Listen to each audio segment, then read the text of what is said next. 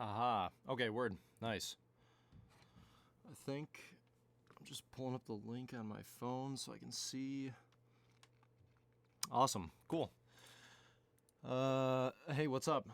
This is KEETZ, and we're just Ableton and chilling. I hope everyone's doing okay with the virus going around and whatever. It's some pretty scary shit. I hope everyone's staying safe. And just, you know, hanging out, and hopefully you're not working, and hopefully you're able to just chill, and, you know, hopefully it's not too stressful. So I guess what I'm going to do is, for the next like hour and a half or so, I'm just going to mess around in Ableton. Last time I did something like this, I did a like a production walkthrough. But this time I'm just gonna mess around in Ableton and go through some works in progress and kind of show you guys, I guess, in real time how I work and everything. And I've got the chat pulled up on my phone so I can see any questions or whatever you guys have. But other than that, I'm just gonna be working on stuff. So I hope it's interesting. I hope you guys like it. So this right here is just like a little house idea that I started a little bit ago. Nice. What's up, Graham? What's up, Haiku? Hell yeah. Awesome. This is cool.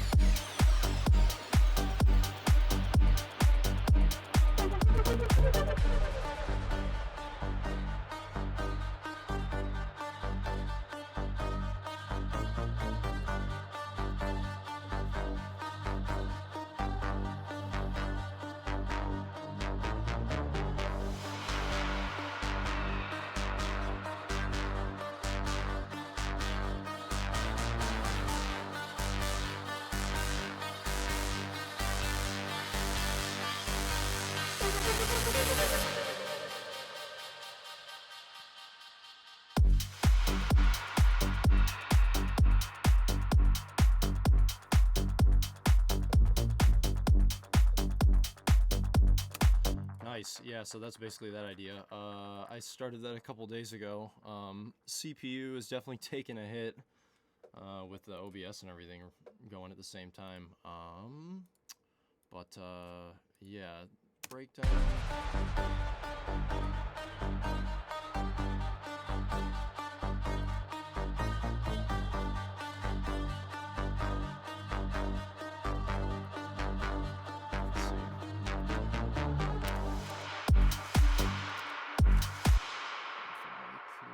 Copy this over, because it's basically the same section going to be repeated.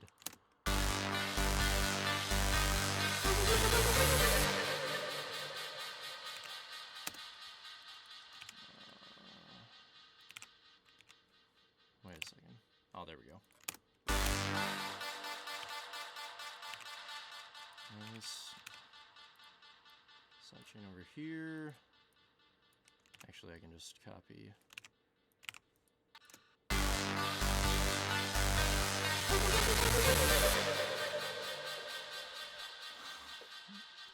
Nice. Hey, what's up, everyone? Just joining in. I'm just working on a. For everyone who just stopped by, I'm just working on a idea. In this stream, I'm just gonna go over a couple, works in progress that I've been working on, and just thought I always like just seeing when an artist live stream, just working on stuff and seeing how their process is. So that's kind of what I'm gonna try and do for you guys. Fun fact: I've never streamed before, so this is pretty cool, and I'm really excited. But I'm also definitely nervous. I have my friends know that I got anxiety or whatever, but this is really cool. This is interesting. So let's see. So basically what I'm doing right here is I'm trying to figure out, I've got a break, and I know like the core idea is here, but I know that I could probably tighten up the sense a little bit and add some more like risers.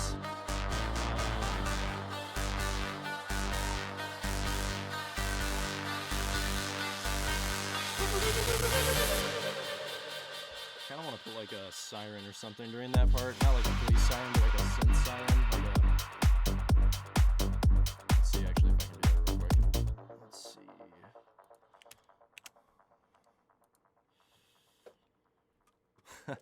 Thanks, Venus. mau5trap artist reveals his secret production techniques. I wouldn't say that anything I'm doing is like secret.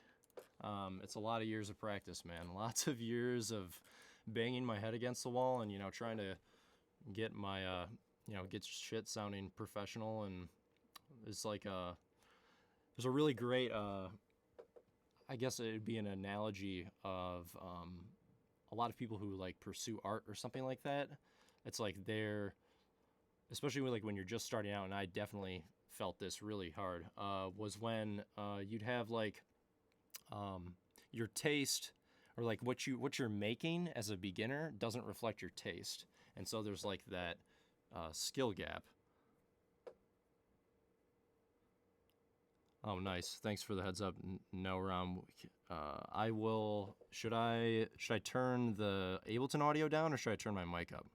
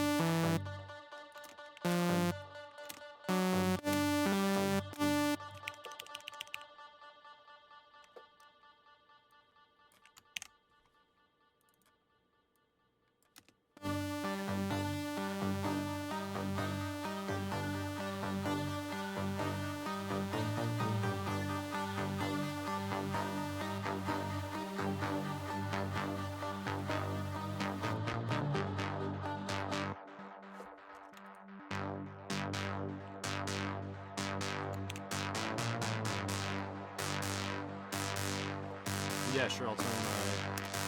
I'll turn my mic up a little bit just in case if the Ableton audio is definitely loud.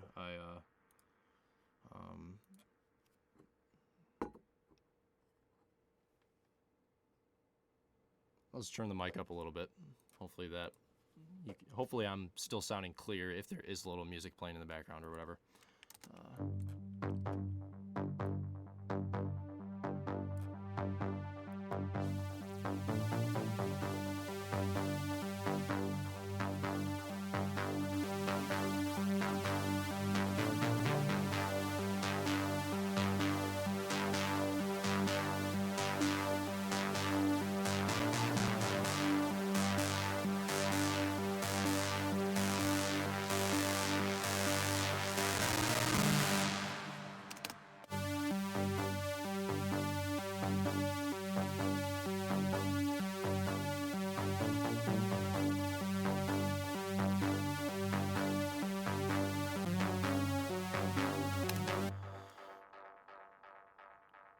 Nice, awesome.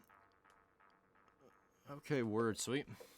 That's good to hear. I'm glad that the audio and everything sounds good. Right now, I'm just trying to like add a little more to the break. I like how the synths and everything sound, but I think it could be a little more interesting. Like add more, add just something in the background. So my idea is like I want to add like a siren-y riser thing. Yeah.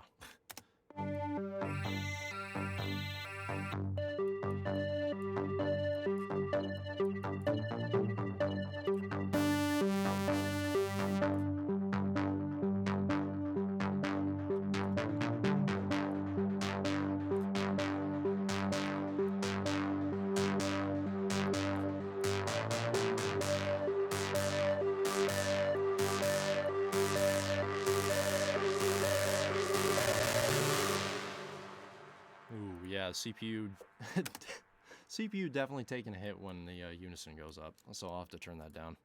It just gets distorted. Let's see. Actually, you know what? I could probably this synth uses a lot. Oh, what's up, Sam? That's awesome. I'm glad you're tuning in.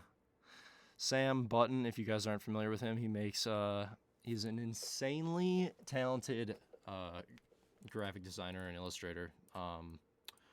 He makes some really, really cool shit. I would definitely recommend checking him out on Instagram and Twitter.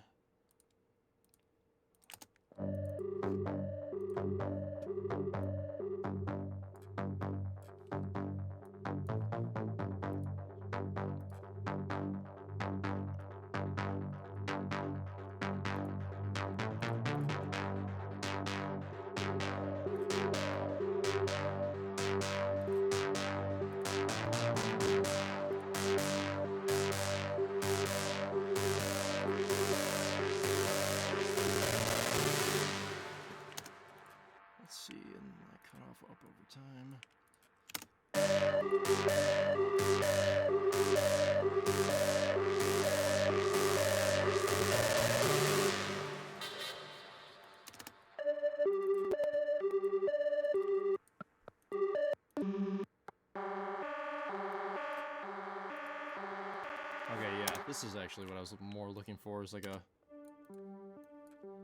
let's see.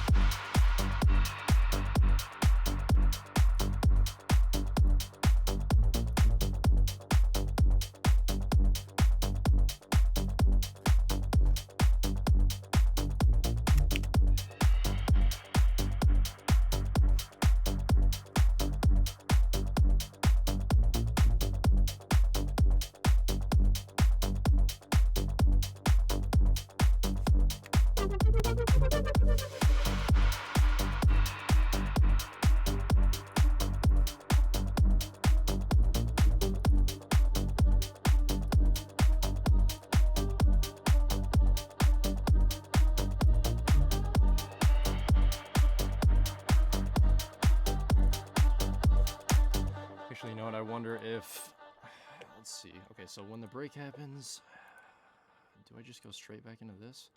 I'm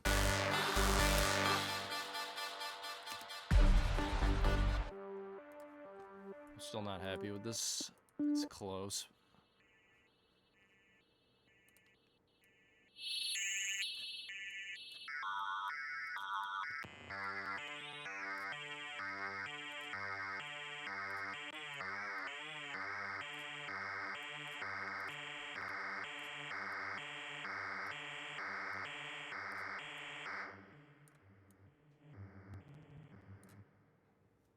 Let's see.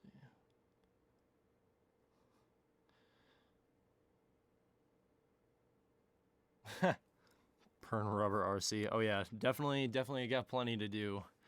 Thankfully, my Ableton and the internet. Thankfully for everyone, the internet has not crashed yet. That would be.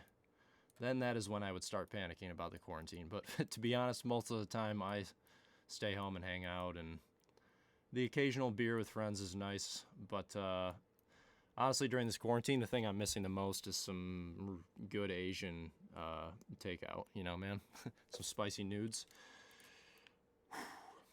Yeah, missing that, and some good coffee from like I live in Southwest Michigan. We've got a lot of really good like local restaurants and local takeout places and whatnot, and yeah, it kind of sucks that I have to, you know, stay at home order or whatever, but yeah, science says to stay inside, so I am doing that. Let's see.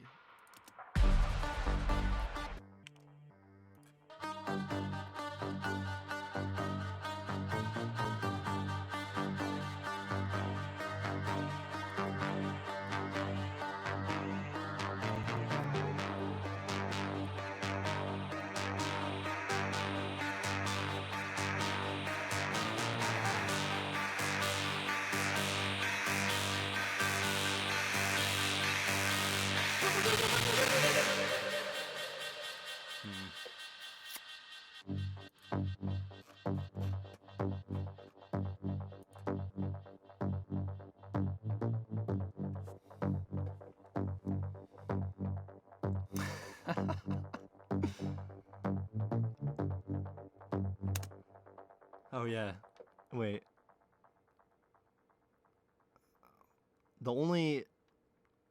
Oh yeah, definitely Tim Hortons. Yeah, I've been missing that. Actually, you know what? That's a lie. I caved and got a coffee from the drive-thru a week ago. So, yep. But it was worth it. It was definitely worth it.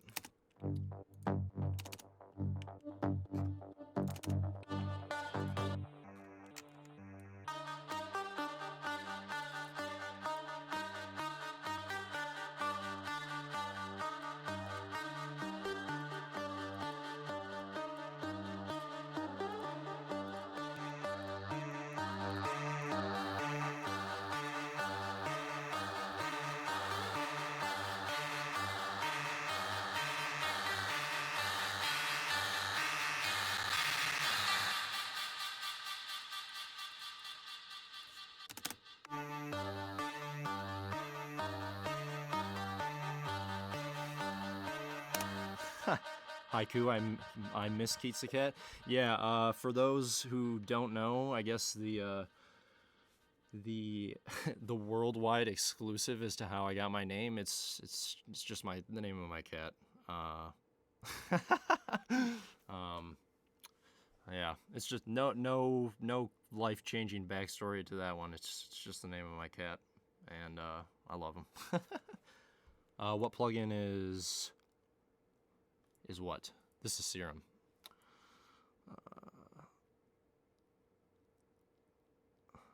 Ableton and chill. What if I want no chill? Too bad, man. We're chilling. Big chilling. Actually, I actually wanted to call the stream Quarantine and Chill, but it's too long of a stream title. So Ableton and Chill it is.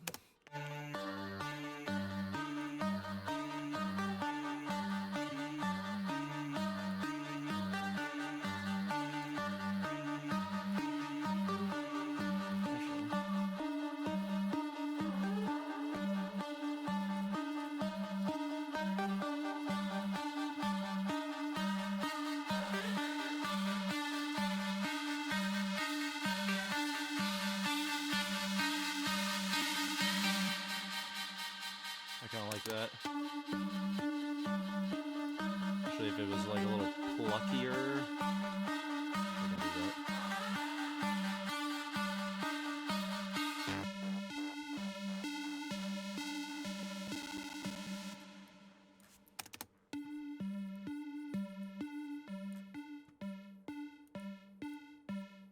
And then have the level go up over time.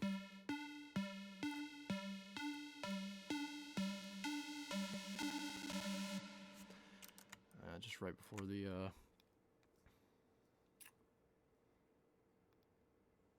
cat type beats. Indeed. Indeed, indeed, indeed. Let's see what else.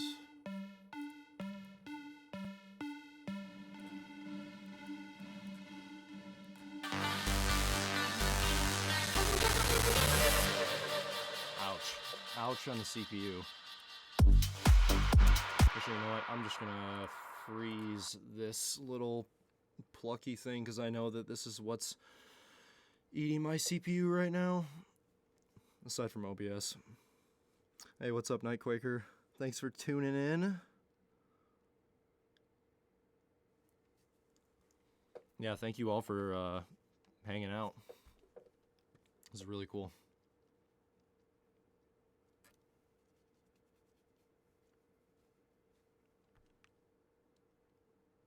Okay, I hope that helps you a little bit.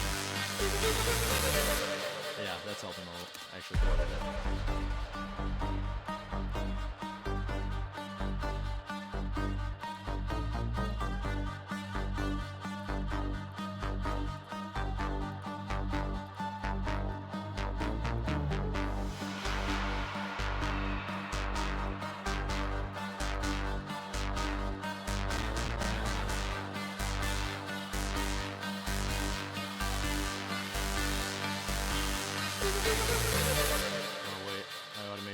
Thing. Oops, I wanted to automate not the sustain, I wanted to automate the level of this. This is what I wanted to do. So that over time it like there's more like I guess more decay, like the note like at the beginning of the phrase, like the beginning of the 16 bars, it starts out like plucky. And then yeah. And then it'll like, as the filter opens up, I want the notes and everything to sound like longer, like more legato.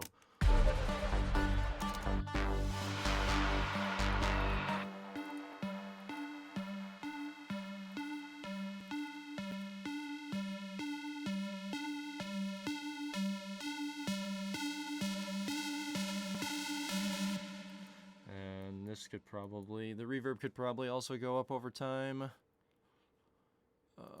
Let's see, just a little bit though, not a whole lot, otherwise it'll get like too messy when I'm trying to mix this.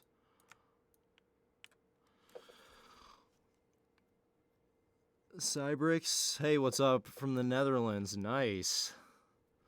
Hope everyone, hope you guys are doing okay over there. I know in Europe it's probably, I don't really know actually. I hope Europe is, I would imagine that Europe's probably doing a better job than we are about the virus thing. Hope you're staying safe, man.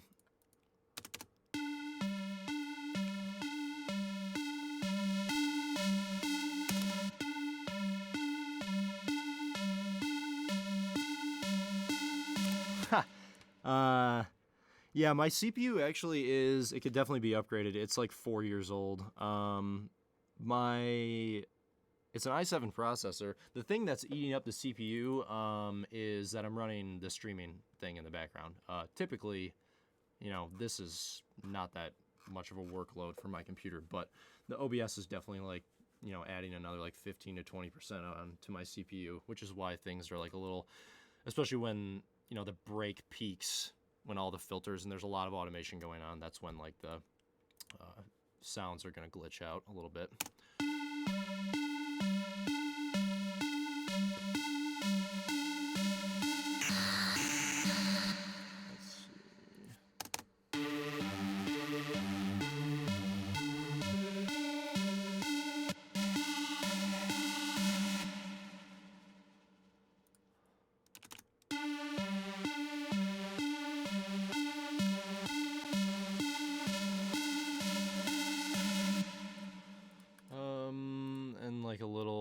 Actually, it gets like too, let's see.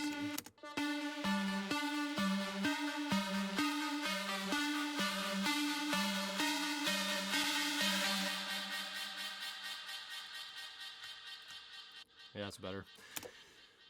As the build progresses, it gets the riser that I'm working on is just a little too. This is like too much low end.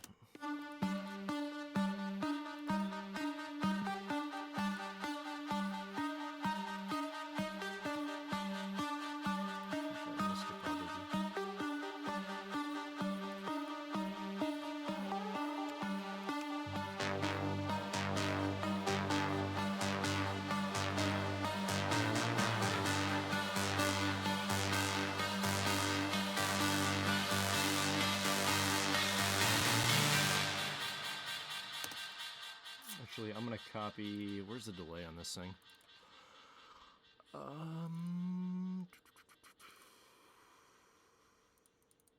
Wait. Where?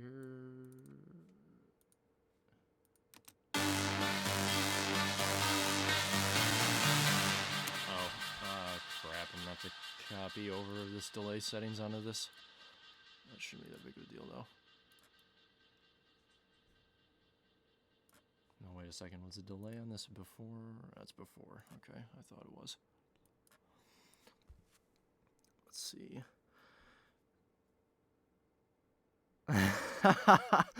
What's up, Reese? Glad you're tuning in from Utah, dude. Yeah, the land of the Mormons, that's for sure. I'll have to come out to Salt Lake again, man. That was really fun. What's my audio interface? I use a UAD Apollo Twin, but I've got I've got the PC version, the USB, because I built my PC, and I'm not a fan of Macs. I grew up on a Windows 95 Compaq, you know, the classic with the rubber ball mouse. Yeah, I didn't grow up with a Mac, so I've always been CPU or I've always been a PC and Android. Lower the bit rate. Either way sounds great. Yeah, I could probably drop the resolution, but I mean, if it looks good and it sounds good on your guys' end, then I'm not really, you know, it's not breaking my balls right now on glitching. I mean, if I start playing the drop and whatever, then if it starts glitching like crazy, then yeah, I'll have to mess around with OBS. But I'm super new to streaming. Like, this is actually my first time streaming, so I'm kind of nervous to tweak with any of the settings too much, especially while it's running. Gavin, can I rhythm, please? Absolutely not. What's up, man? Actually, there is a later in the stream. Oh yeah, this is what I was gonna do in the stream. So I'm going over some like works in progress for you guys, just to show you my workflow and, you know, some newer ideas that you'll probably most likely hear live, but, you know, may or may not get released. I don't know. So yeah, actually one of the ideas I want to show in a little bit is I started it yesterday. It's like a 150 BPM bassy hip hoppy thing. Sometimes when I'm like, you know, burnt out on the house music, I like to make like lo-fi and I wouldn't say dubsteppy stuff, but like, I guess, I don't know, hip hoppy stuff. Patrick, what's my favorite unreleased tune of yours? My favorite unreleased tune is called Stamina, and actually I'll probably I might show that later. Actually, my favorite unreleased tune you guys can hear, it's the first track in my Lots of IDs in a Row mix that I did for mau5trap. Let's see.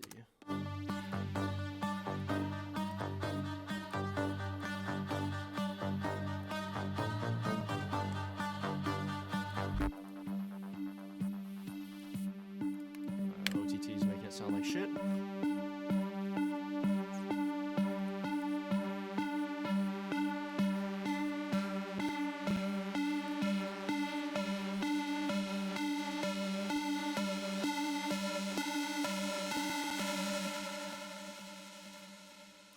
Oh yeah, that's what I was doing before I checked the chat. I was going to apply the delay from this lead ping pong. Okay, wait, is this being mapped? Yes, it is. Great.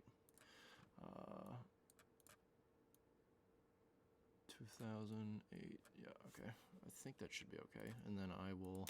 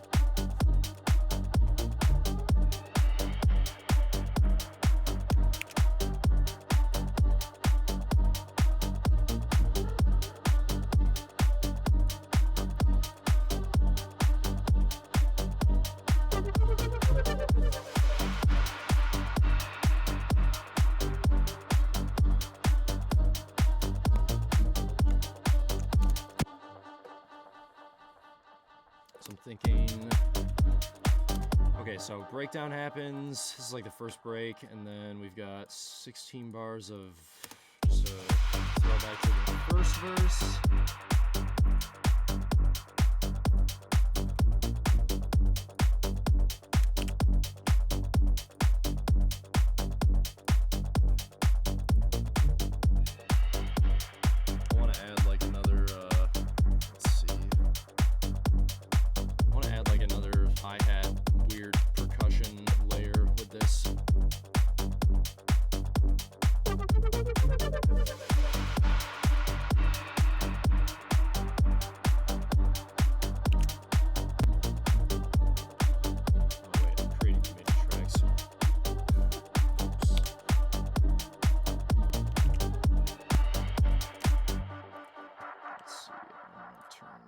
For a second, and I'm just gonna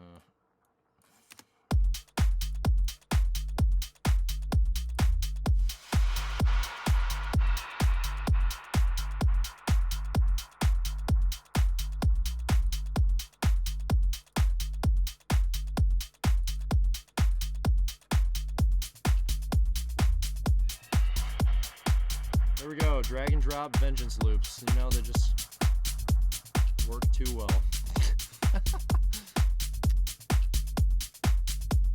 Actually is pretty much exactly what I wanted to do. Except, wait a second, let me listen to this.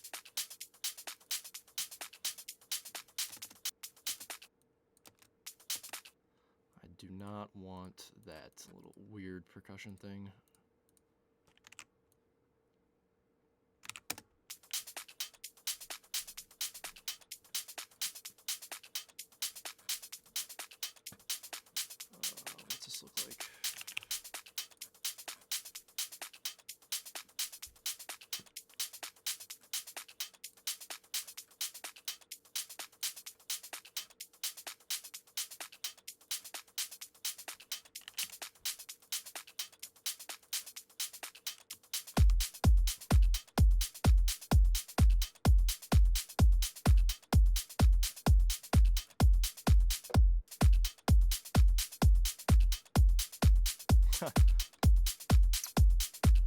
Thanks, Cybrexon. Thanks, Venus. Yeah. Appreciate it. yeah, I like this idea that I've been working on. I feel like it's got potential.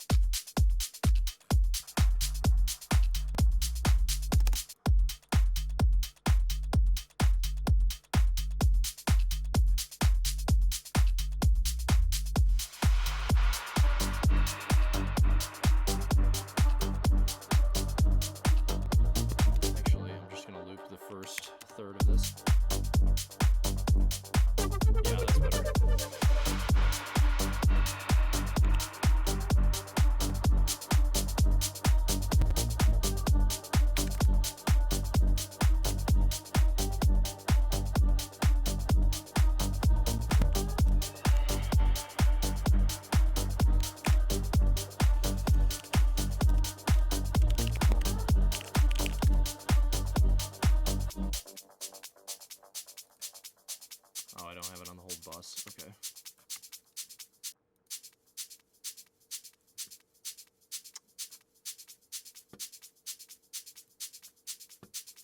Actually, I wonder if it would sound better if I like just messed with the tuning on this thing.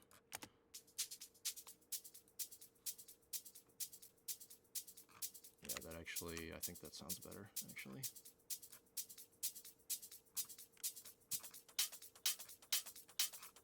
Yeah, I like that a lot. Nice, that's way better. Because it was sounding like these hats were like clashing with the other ones. Because these are like, this is like some kind of distorted Game Boy Color sounding hi-hat, and this one is just like a ye old techno hi-hat. So I wanted something that's like wide in a higher register that's taking up the space. Let's see. Can you go? One second. Can you go through your routing with the drums? Mostly how you get the punch in your kick, not just the side chaining, but finding the right kick to start with.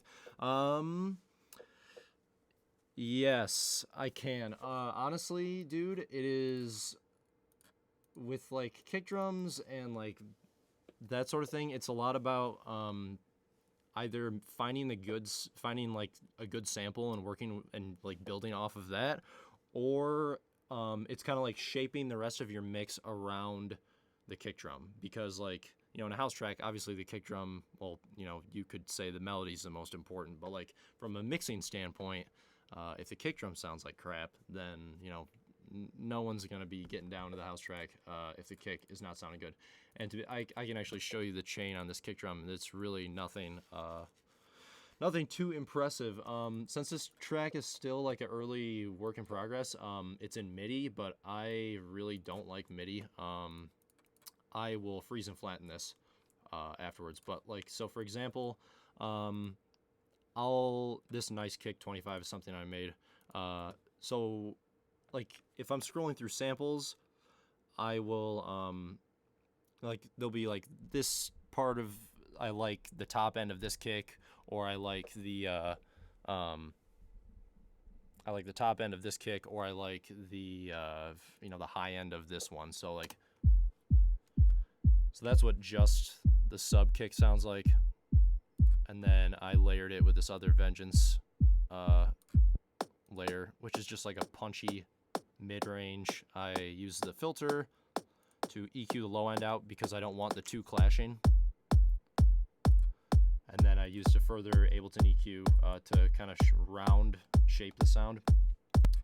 And then this is just like a clicky top end of another Vengeance kick.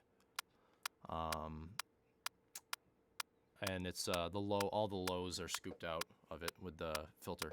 But then, so like, without like my, without the distortion and effects processing, without this glue compressor, what does it sound like? Actually sounds like a totally different kick. So now this kick drum is like, actually kind of sounds wide. If you guys have Ableton 10, I use drum bus a lot. Drum bus sounds awesome. It's really good for like a crunchy distortion. I almost always mess with the dry wet. Let's see. And then I use Newfangled Saturate. It's a really cool saturator from this awesome company that makes really good like mixing and mastering stuff. So I would recommend checking out Newfangled Audio. They make great stuff. But this is just, it's a hard clipper, but this clipper shape you can switch between hard and soft clipping. And I'm just clipping it a little bit. So with that on, so it's obviously it's a drastic difference, but between the two. So that's like 90% of this. I mean, well, I should say the samples are 90% of it, but then these just proper distortion and gain staging is going to add a lot of punch to your stuff. What is this EQ doing? This EQ is only removing some of the low end from the side. Actually, real quick, that's what the kick drum sounds like in only stereo. And if you're wearing headphones, you'll be able to hear what I'm talking about. I'm not sure that you'll be able to hear it on like bigger speakers.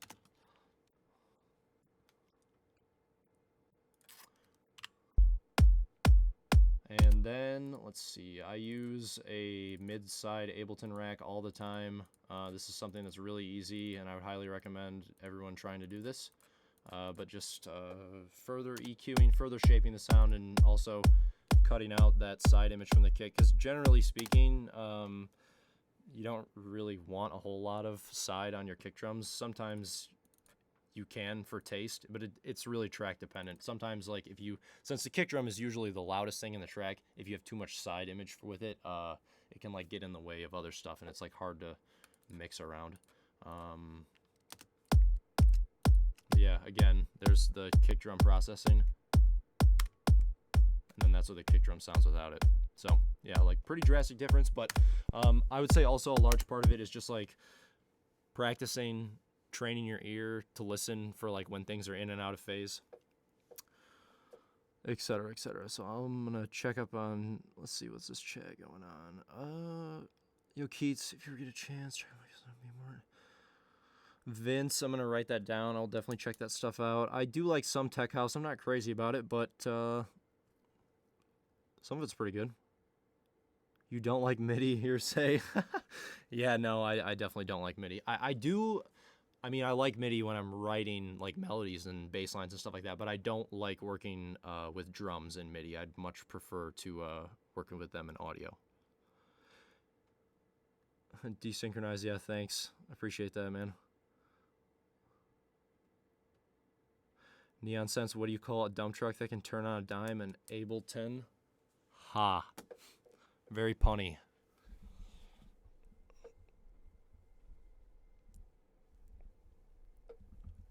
One sec, my mic is falling over a little bit. Okay, I think it'll, yeah, nice. It's staying there. Okay. Let's see, what other drums do I have? Is there even to answer that drum question? This clap is basically the same process as the kick. Taking bits and pieces of different samples and layering them together.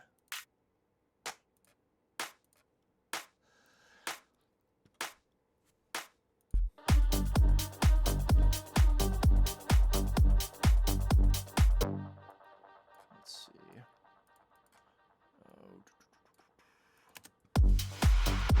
Okay, I'm gonna listen to this.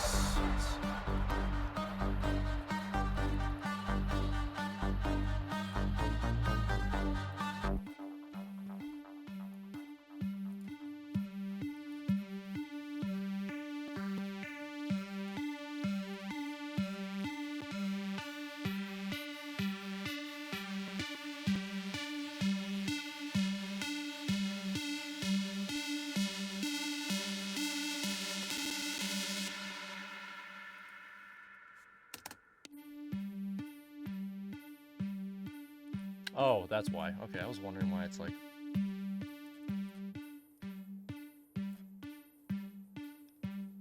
And then this is also going to have to get automated the same way.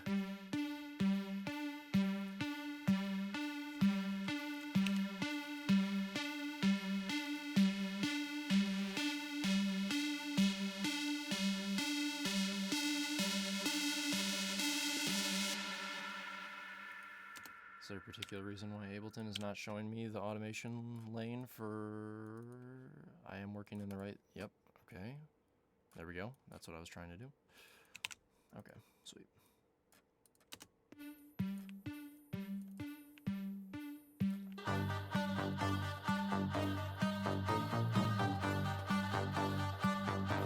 Actually, you know what? This could probably be like wash out when it comes in and quieter.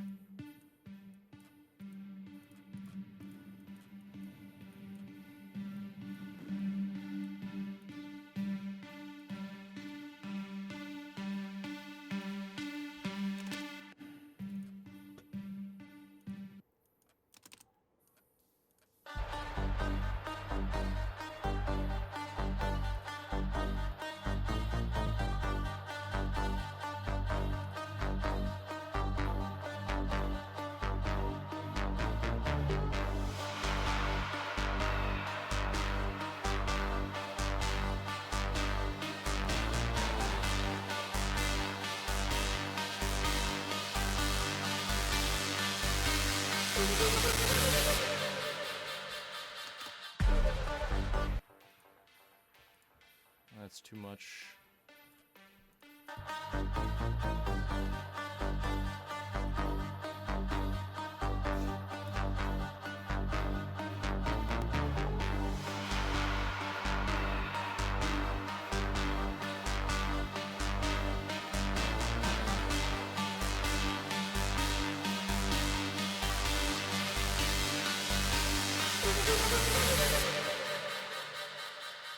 That sounded not bad, but man, it's still not.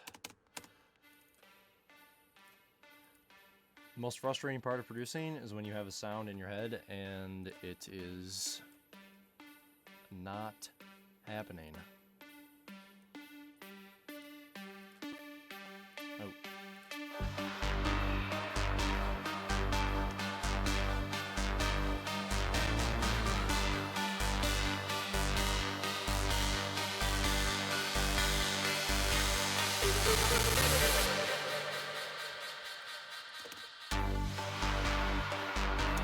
Crackle on reverb at the end? Yeah, that's because my computer is, my computer's back's pretty heavy right now.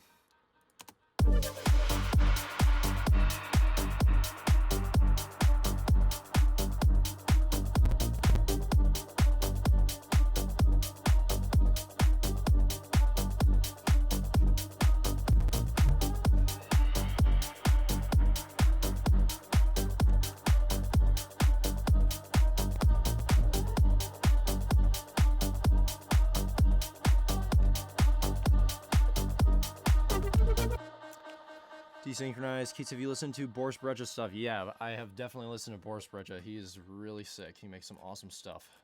Yeah, I really like his stuff. This track has similar vibes. Oh, thanks, dude. Yeah, no, he makes really sick shit. I'm a big fan.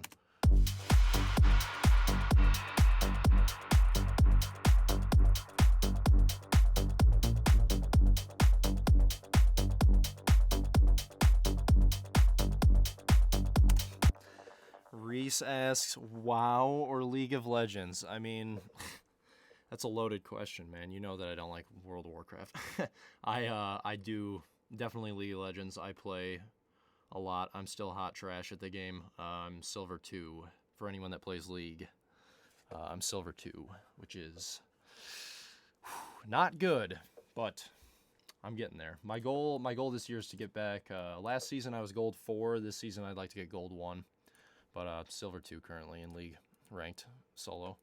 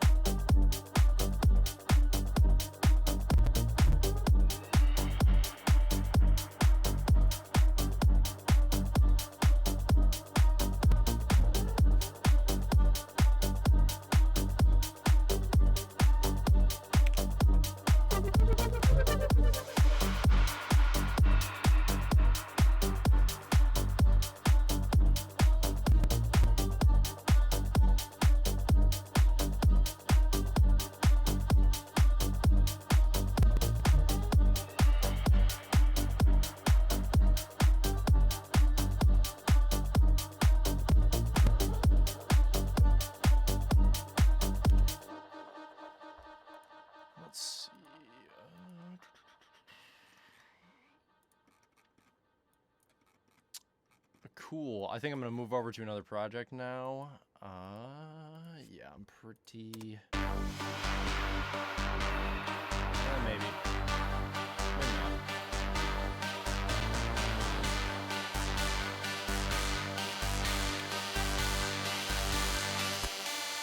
Man, this riser is still bothering me.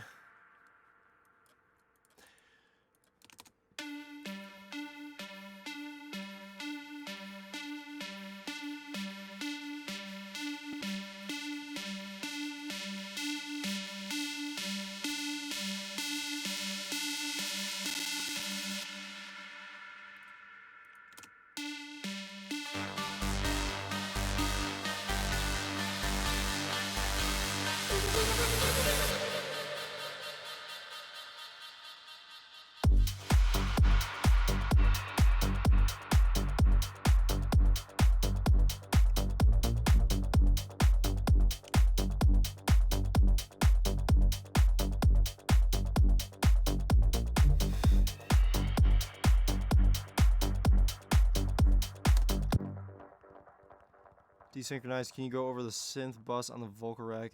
Lots of delay happening on those plucks. Yeah, the delay is intentional, actually. I kind of like it, how the way it sounds. I might mess with the delay a little bit more when I'm, mixing it, but the general idea is there. I want like that ping-pongy delay with the plucks.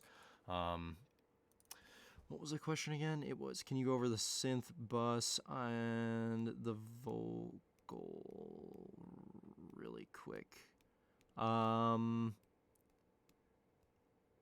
not entirely sure what the vocal is. Are you talking about the lead?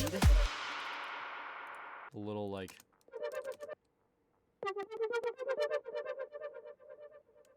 Is it best to mono kick drums?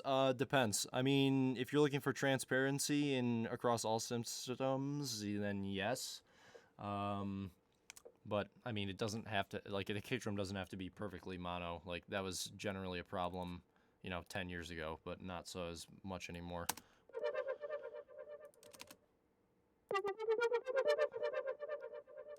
I'm not entirely sure what the vocal you're referring to, but can you go over the synth bus? Okay, so the main synth is just it's your stock deadmau5 plucky pluck.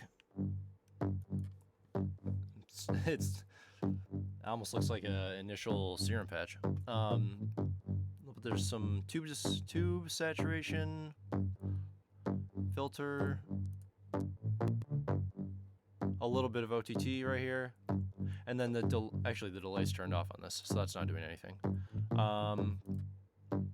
But the macro, how I route a lot of things in Ableton is how do I do it? I map, like, I'll have like macro 1, filter cutoff, and master volume or whatever. I'll have my parameters automated, and then I will map them to a audio effect rack. That way I don't have to like constantly click this disclosure thing and make sure, show automation or whatever. It kind of helps clean up stuff. But without, okay, so the pluck rack, the everything, or I guess here's what it sounds like with it turned off.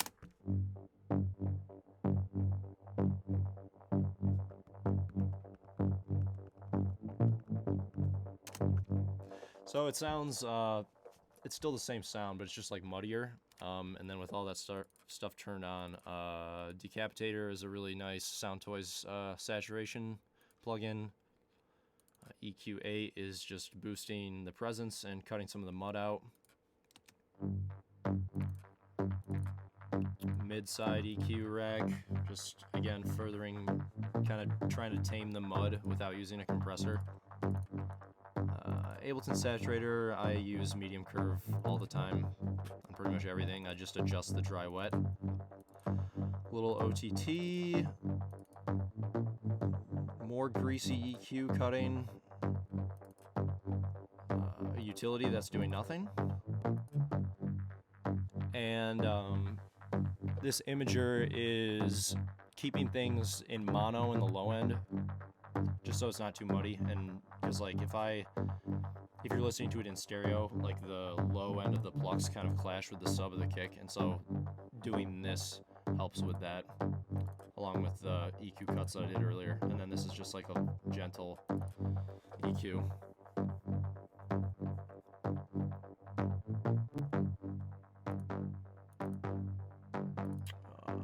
And then it looks like I did the same exact thing. I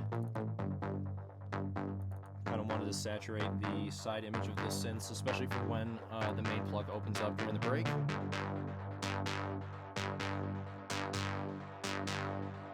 Oh, I know what you're talking about. Desynchronized. Yeah, no, it's actually not a female vocal, it's Serum. It's a rounded saw with a heavy chorus on it and reverb. Yeah, no female vocal actually. Good old Serum with some effects processing. Actually, that EQ's doing nothing. Couple OTTs, classic. Yeah, this effect rack is what's giving it that vocally sound.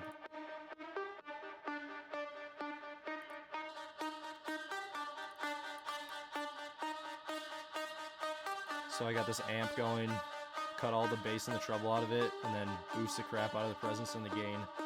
And then with OTT afterwards, it's like I'm kind of like parallel processing it. So that's what's giving it that like brightness and kind of vocally tone.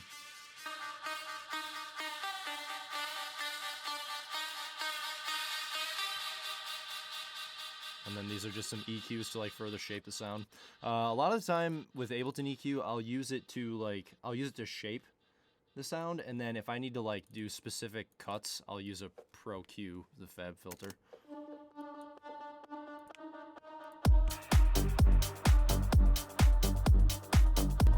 That's pretty interesting though, yeah, that you thought it was a little vocal. I mean, it definitely does sound vocally. Sweet.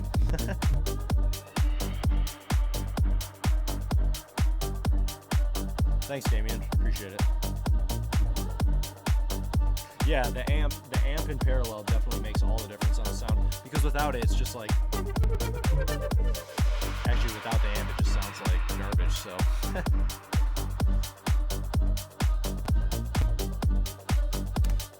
Benja, you got it, dude. Yeah, just add OTT. OTT, OTT, OTT.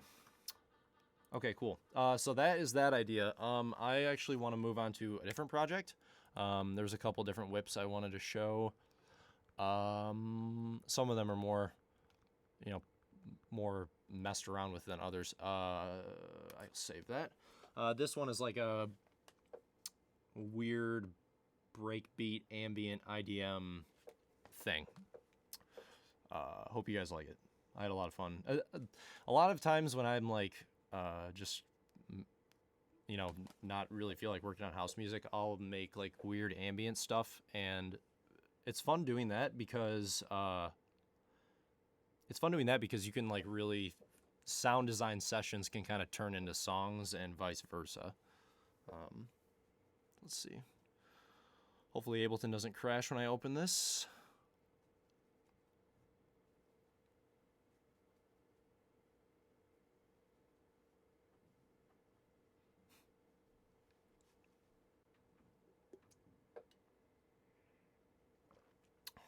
Word. Okay, cool.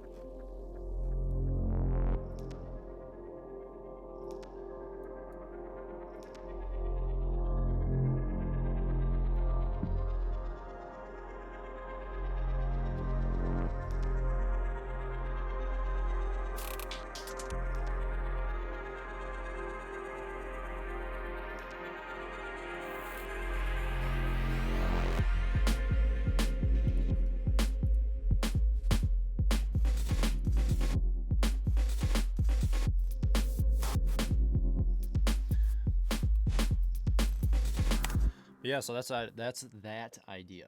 I like this. It's just super chill. I wrote it a few days ago, and I'm not really sure exactly where to take it next. But a lot of the times when I write stuff, I'll just write like a 1.5 or 2 minute thing, and then following that is just like making, adjusting the structure and getting it to flow, like, turning it from demo to structured song usually takes me the longest, to be honest.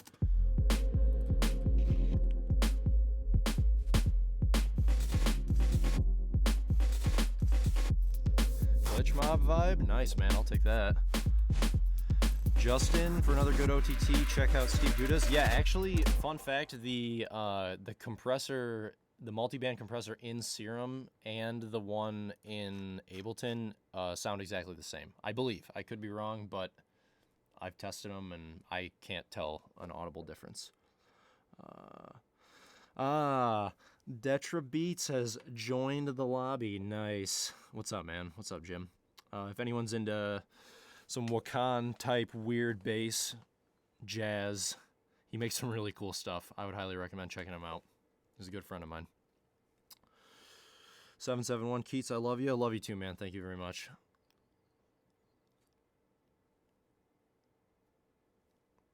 The ambience of the pads are just amazing. Yeah, thanks a lot, man. I have a lot of fun making the weird ambient things. This pad actually started as a sample, and then I'll solo it and play it. Actually, could probably just turn this whole thing up a little bit. This track is kind of quiet.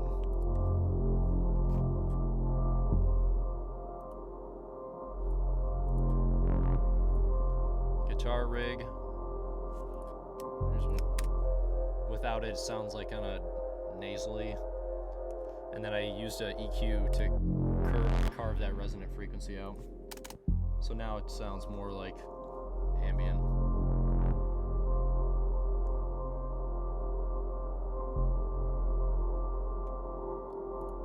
And then this synth actually right here, this is one of my favorite synths to use. It's called Lush 101. I think it's by D16 Group. This thing sounds, this is like, I guess if I had to describe it, it's like a thicker sounding Serum, for better or worse. It's the interface is definitely kind of old school, but this thing sounds really, really good for like leads and super saws and stuff like that. So like here, if I just solo this and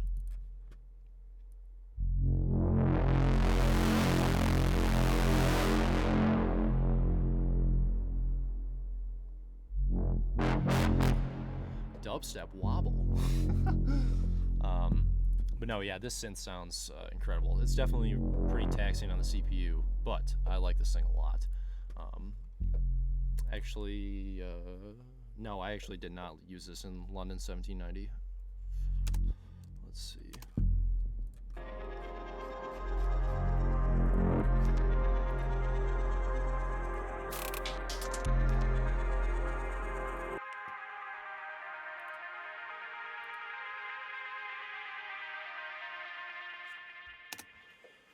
Make a Spotify list already? We need this? Yeah, I should definitely make a Spotify playlist. I've been kind of lazy on that. Been playing too much League and been messing around in Ableton.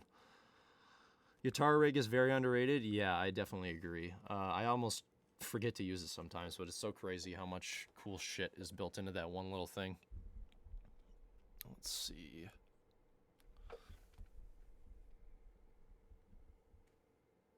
I'm trying to get my... There we go. My mic was falling over again.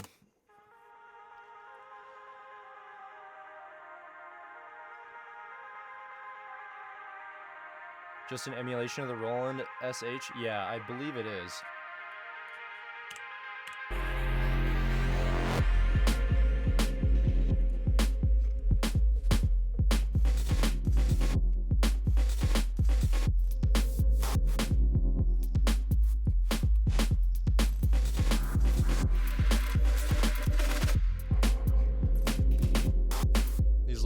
Swells also, I think, add a lot.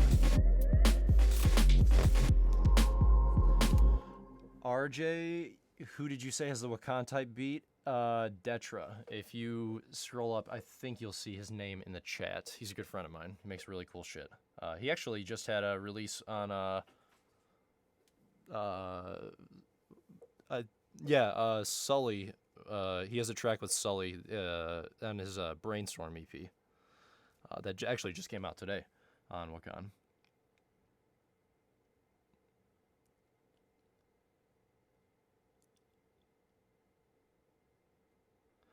Oh, it's a subtractive synthesizer as opposed to Serum being wavetable? Oh, word. I actually didn't know that. I guess that makes sense since there's no wavetables in it. Let's see.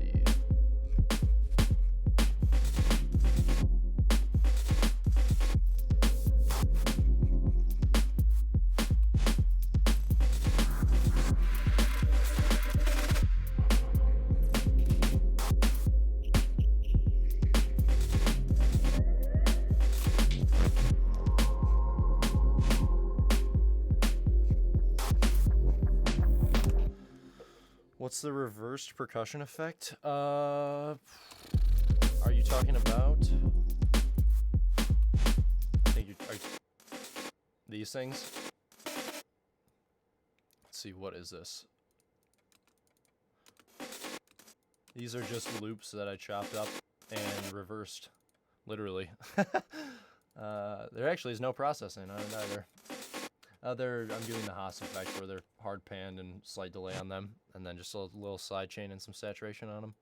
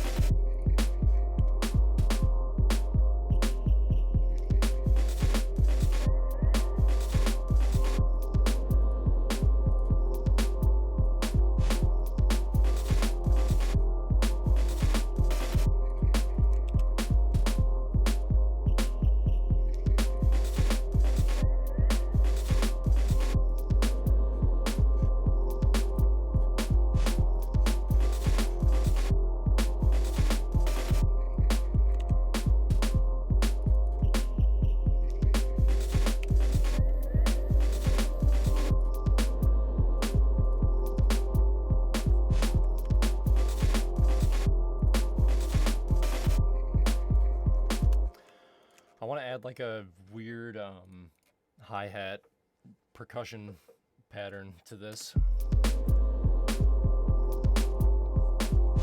That's the tricky thing about this weird breakbeat stuff, is that it's hard to find, like, it can be pretty time consuming to get something to go in line or like kind of sync up. It can be tedious, I should say.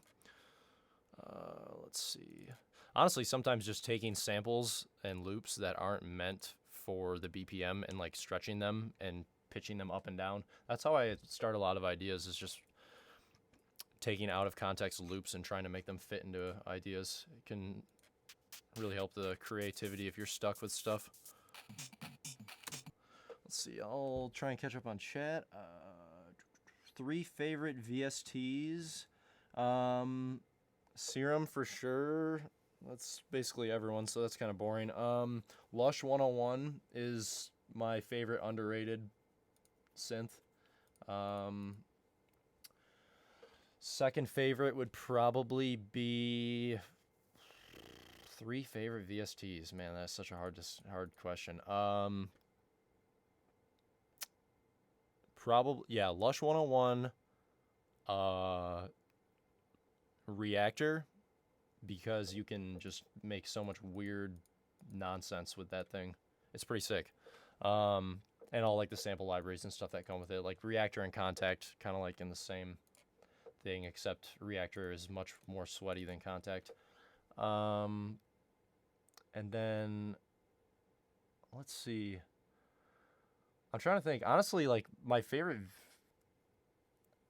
It's weird because when I was first like producing stuff like that, I was really focused on different like VSTs and plugins and stuff like that. But the more that I feel like I've gotten better over time, I've actually been exploring Ableton's stock stuff. Like Ableton's stock effects are just insane, especially how you can stack them with the audio effect racks and whatever.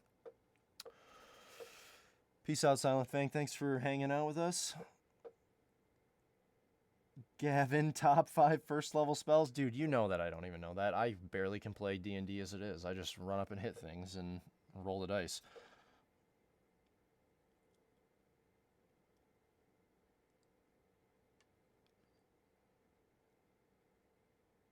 Oh yeah, 3 a.m. Edgar. Yeah, I feel you on the going to bed. I usually stay up really late. 3 a.m.'s prime music hours. But thanks for hanging out, dude. Appreciate it.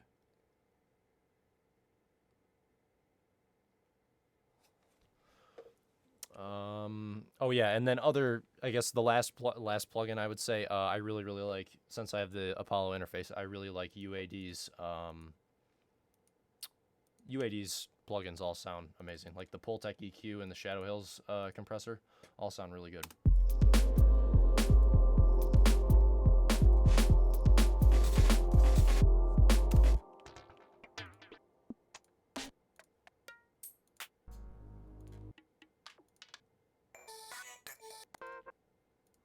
Let's see if I can do... I bet this could be turned into something cool. Let's see, I'm gonna solo just this.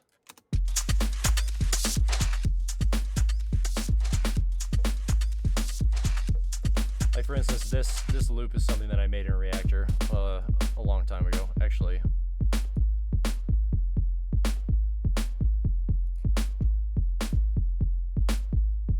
I made it 2 years ago.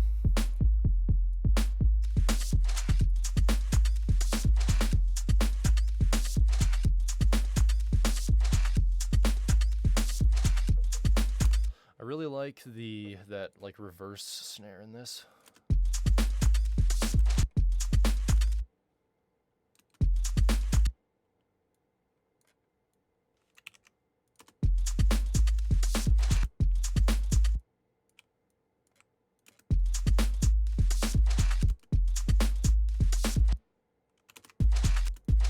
Okay, I only want that to happen every 8 bars, so let's see.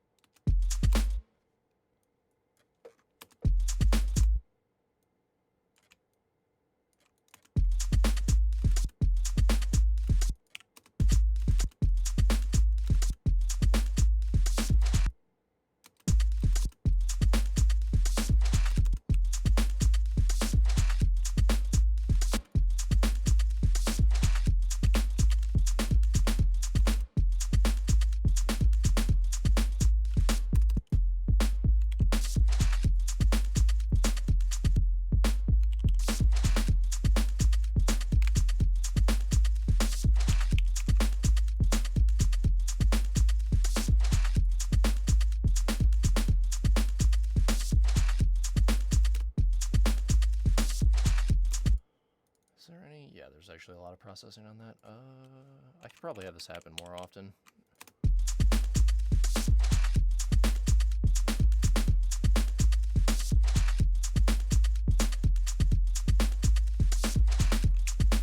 Yeah, I like that. Nice. I'm into it.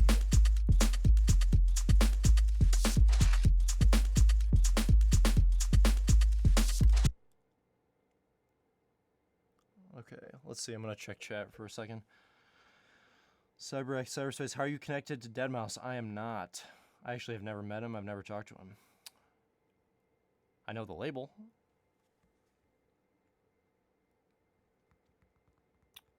UAD are just top quality? Yeah, I agree. They're great. Hit the +2 knob for that loop sometimes. Oh, yeah, no. Yeah, definitely. I agree. The doubling and... there's a name for it. I think you're just literally doubling and... double original tempo or halve the tempo. Yeah. Let's see. Actually, I'm going to... Okay, I'm going to consolidate what I've got for this loop. And I will... I'm going to save it the way it is before I start.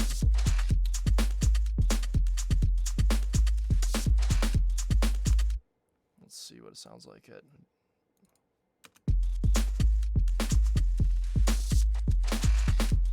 Ooh.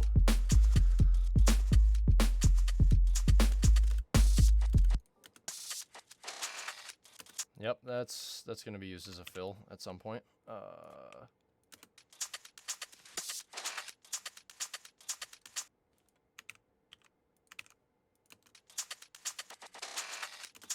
Wait, let's see if I can...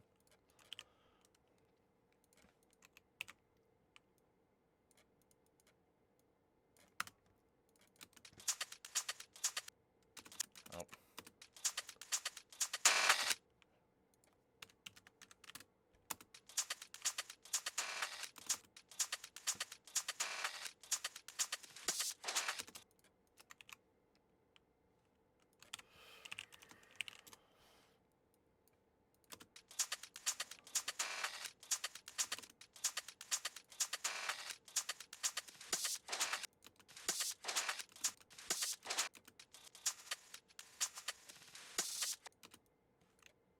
This is sick also.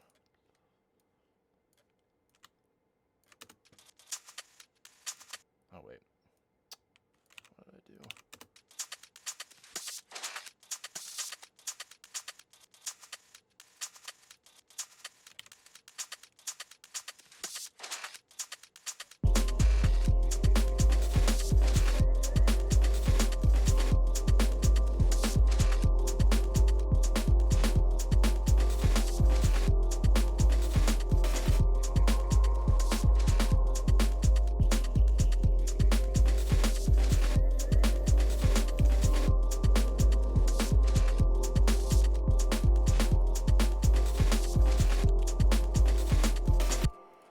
Sometimes it's cool to... I think I lost what I had consolidated.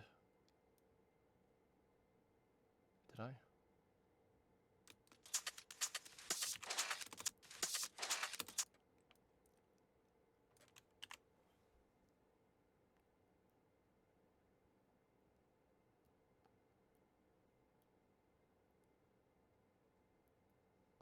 Oh yeah, definitely with the different warp modes, you can make some really weird shit.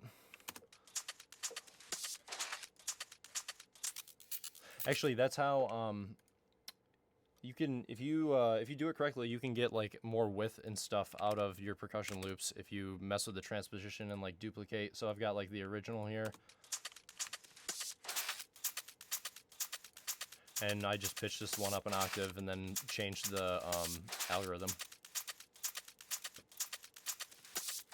Actually, that sounds pretty sick.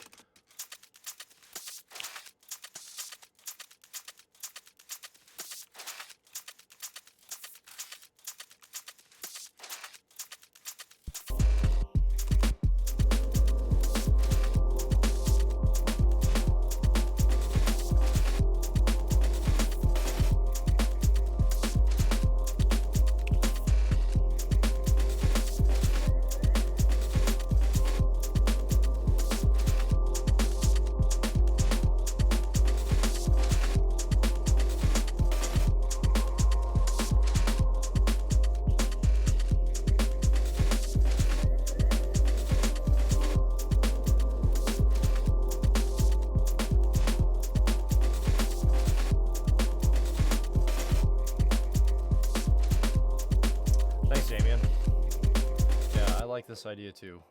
It's fun to you know, not or work. It's fun to work on something that's like out of what you typically work on. It's kind of like when you use different instruments to try and write music. You'll write totally different stuff like on a guitar, as opposed to if you were trying to play something on a keyboard. You can come up with totally different ideas. And honestly, a lot of the time when I like write weird breakbeat stuff like this, I'll end up using the samples that I make in this in like house projects and stuff like that, electro house and whatever.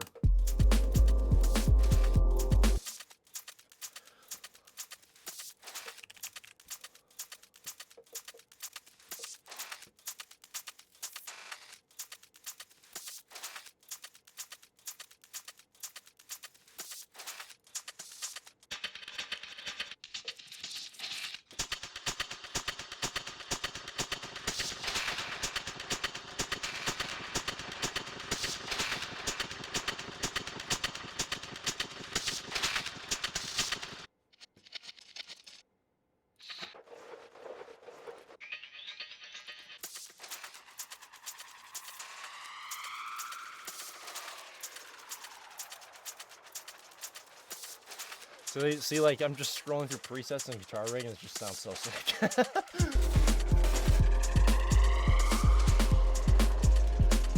It's a bit messy right now, but...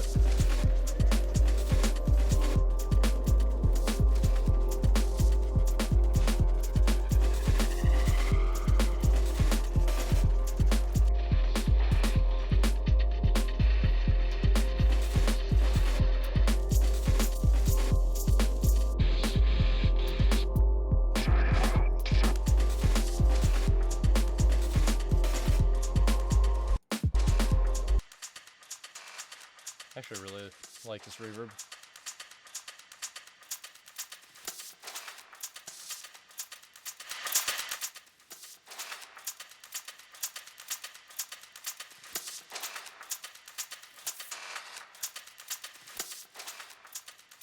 Turn this down a little bit. I'm going to run this in parallel because I really like the sound of it. I think it'll sound better that way.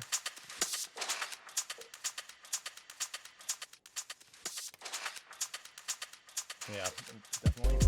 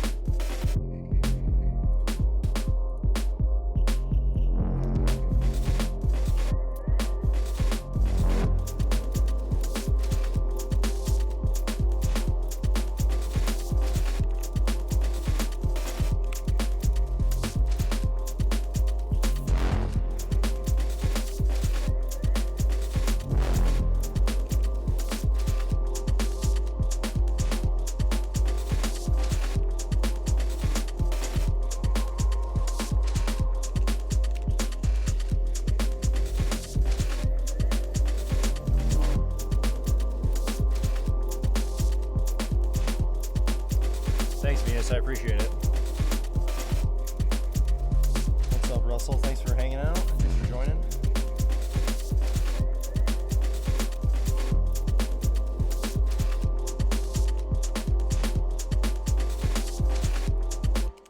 Sweet.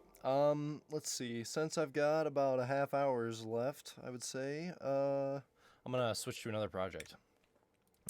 This one is, it's also 128, but it is a, it's hip-hoppy something at 128. So I'll play what I got so far. And this is, I guess, an example of like some of the weird bassy stuff that I like to write that I haven't released any of.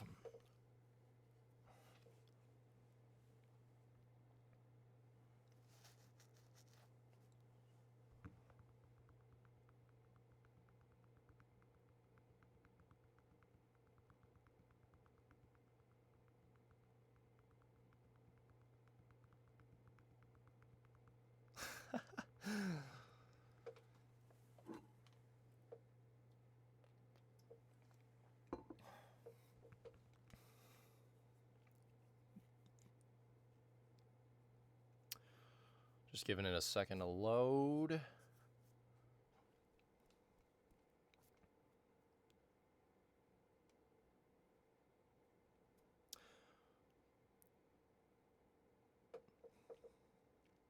Okay, sweet. All right. This song, I believe, is going to be a bit louder. Yeah.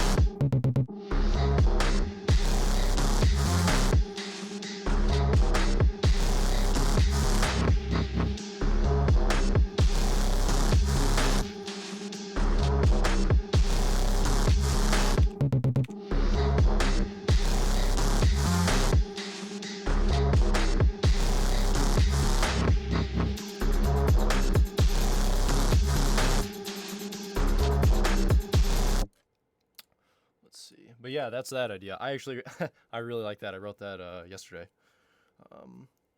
So this is like an example of something that's like pretty kind of rough, but the idea's there, and now it's more so like fine-tuning the sound design, kind of, you know, dialing in the mix, and then right here's like a rough skeleton for the structure of the track. I like starting tracks with like weird intros. It's kind of like that thing where like, there's so many like really good songs that like just the first like second it starts you immediately recognize it, and I feel like there's something to be said for that. So I've been trying to incorporate that more into my music. Nice. Thanks, guys. I appreciate it. Oh, thanks a lot, Jim. Reminds you of Noisia. Wow, that's whew, I'm flattered. Thanks. Yeah, I like making weird. I love house and techno and all that, but I've definitely got a sweet spot for those, you know, those SoundCloud bangers, man.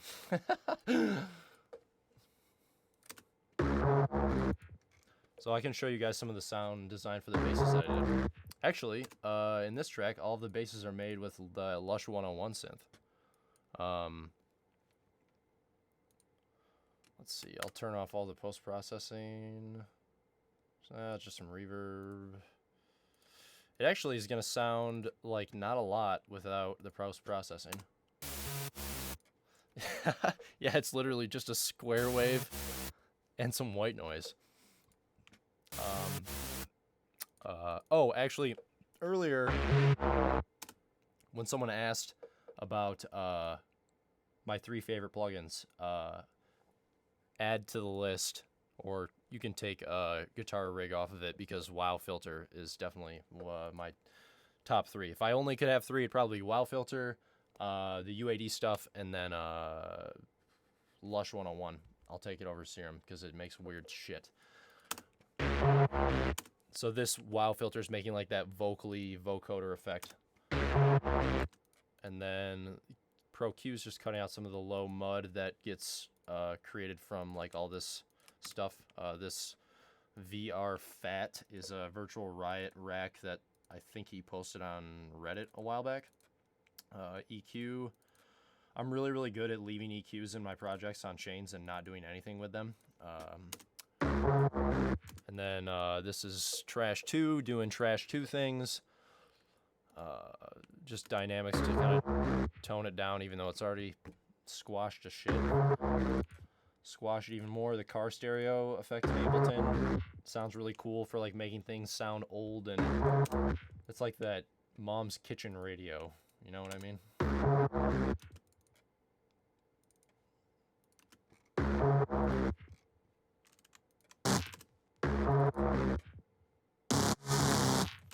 So a lot of the times when I'm doing, and this applies to like when I'm making house tracks, a lot of the time when I'm doing basses and stuff like that, I won't have, like, you know, each individual sound has its own channel, its own track, because it's way easier to mix things that way.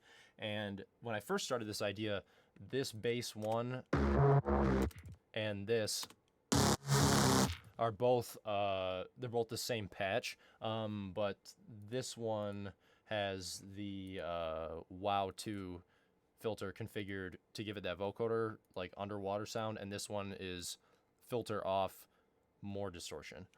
So I had to, instead of like trying to automate, okay, it's going to be on during this time and then it's going to be off during this time, it's just, it gets kind of confusing. And so I duplicated the channel and then have 2 separate racks, you know, it's just easier to work that way. And it's, yeah, let's see.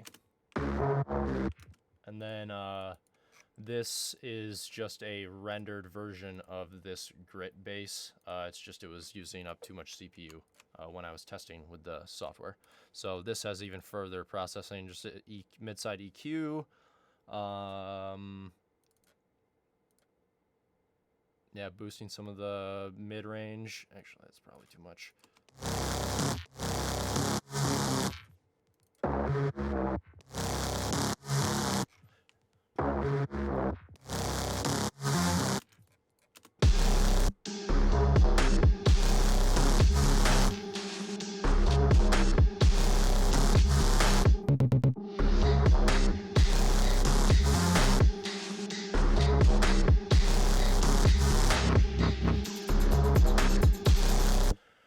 This little growl thing is a serum patch that I just recorded out. A lot of the times when actually I can show you how I did this.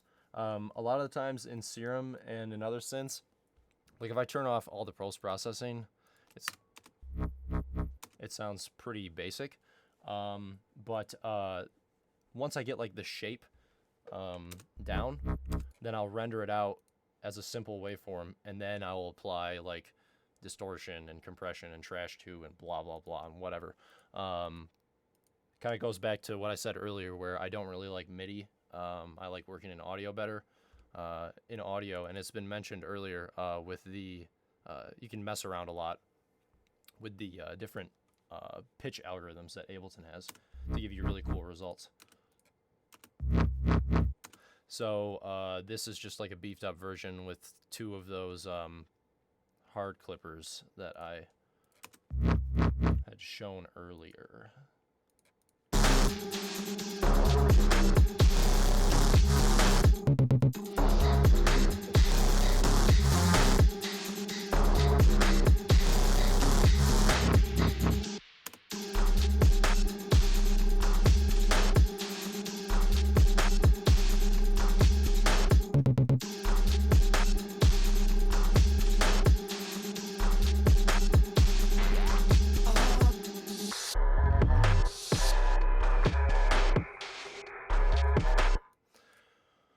Let's see, I'm going to try and make a weird riser out of this. Sometimes you can... Oh, that's... Oh, that would be why, because it's not on complex. So if I render that, it should be... Yep, cool. And then I can duplicate it again. Sometimes when you stretch audio a lot, weird shit happens and it sounds cool. So we'll see if that is the case here. Sometimes it's sometimes it's not at all.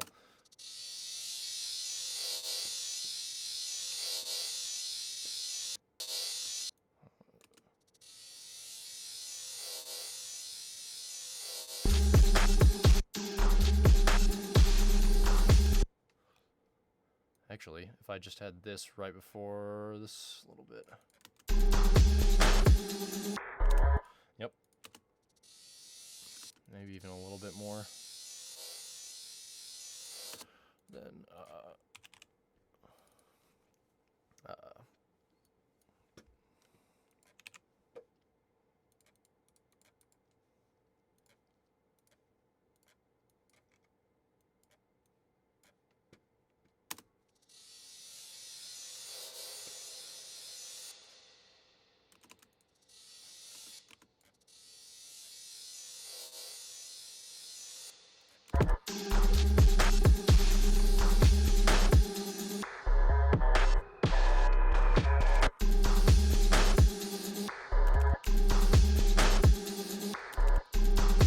actually, the other way was better.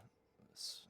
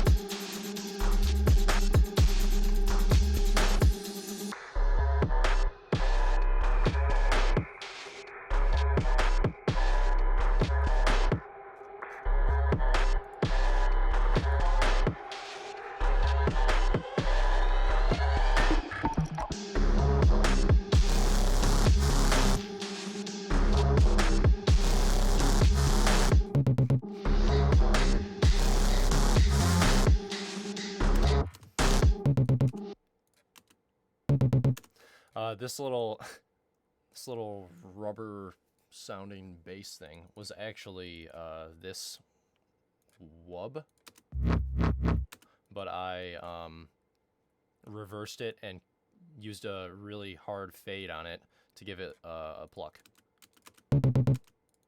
Actually, I don't think I... Yeah, if I zoom out, it's just the same bass sound, but I cut it right at the... Well, technically it's not in phase, but it sounds good. I think I want to add like a little... Let's see if I can do this. It's in mono now, but...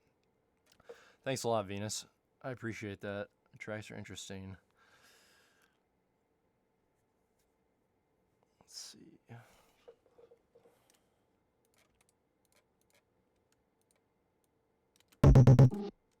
Oh.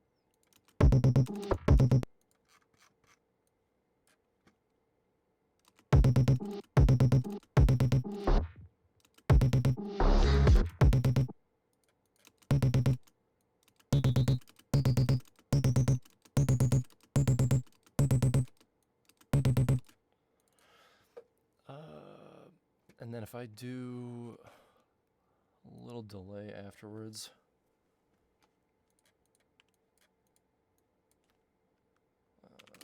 That should be good. Nope.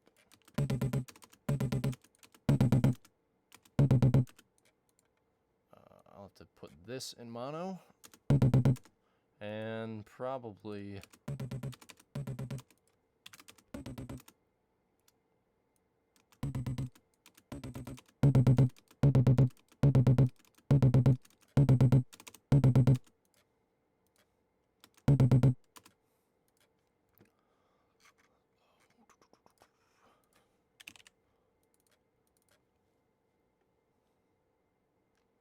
Damien, do I stream often? No, this is actually my first time streaming. But this is really fun, and I will probably try.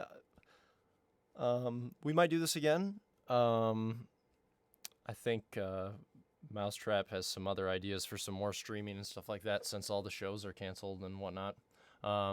So we might do something more with that. But in the meantime, I think I'm going to try and get Twitch set up to either do some streams, either, you know, in Ableton like this, or maybe playing some games or whatever. I got a lot of friends and we play a lot of video games, and it's fun. I might stream some League. I wouldn't be opposed to that, although I do get tilted. But you know, that's I'm sure it'll be entertaining nonetheless. Because I'm pretty blunt when my teammates in League are making stupid decisions and throwing the game.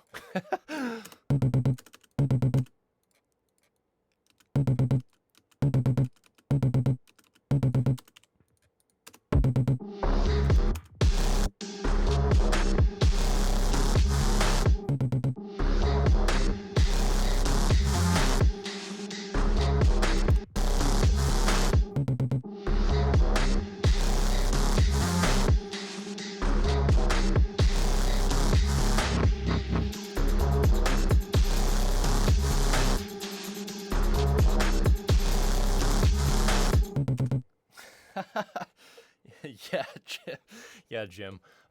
Actually, fun fact, Detra, the mic that I'm talking through, this is definitely not my mic. This is Detra's mic, and he's, you know, really coming in clutch, because otherwise I'd be talking through my Logitech headset, which I'm sure would not sound that great. So yeah.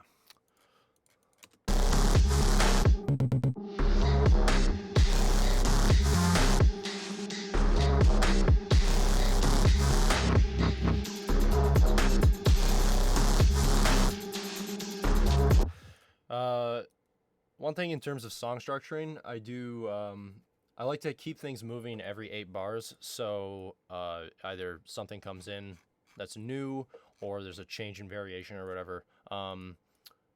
Yeah, any small changes over 8 bars can make a big difference in terms of keeping things interesting and keeping a listener engaged. So like,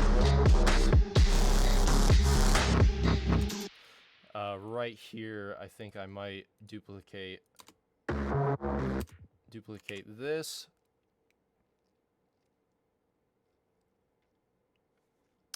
Hopefully the project doesn't crash. I did not save. Oh, there we go. Good.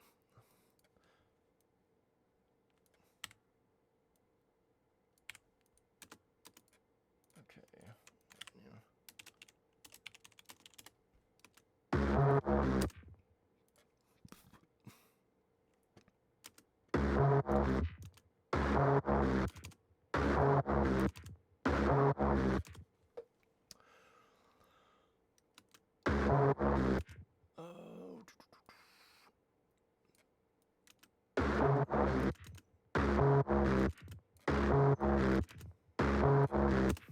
Oh, nice. Let's see. So, kind of like a call and response between... Actually, I think this would sound pretty sick with some vibrato. Shit. I'm going to see if I remember how to do that with this synth. The nice thing about Serum is that routing's really easy. With this synth, not as easy.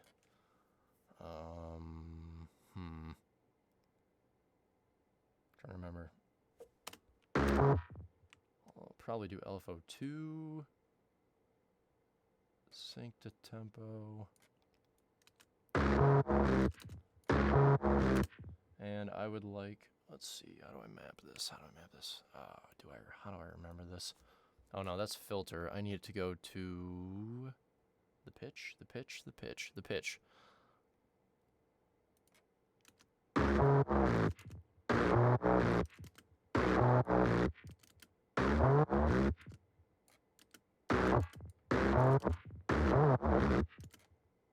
Not as much.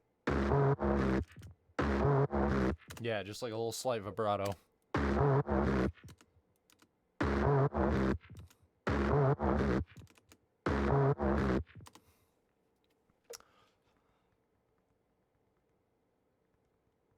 Should we... All right, let me see.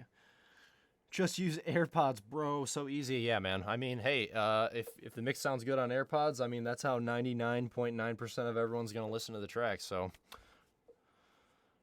there is actually something to be said for that. Should we just watch on Twitch for you to start on those? I'll probably... I don't really know yet. I'll tweet something about it. If you don't follow me on Twitter, here's your Twitter plug. KEETZ Beats, spelled with Z's. But I'll definitely be. Oh, you meant Twitter? Okay, whatever. But yeah, no, I'll definitely like make an announcement or try and figure something out for when I do get the streaming figured out. I figured out OBS with this, and we're doing like a restream through YouTube. But yeah, I have not messed around with Twitch yet, so I am new to that. I'll have to figure that out and run some tests. Let's see, and then options, parameter, pitch, sync, modulation. Yep, that should be it.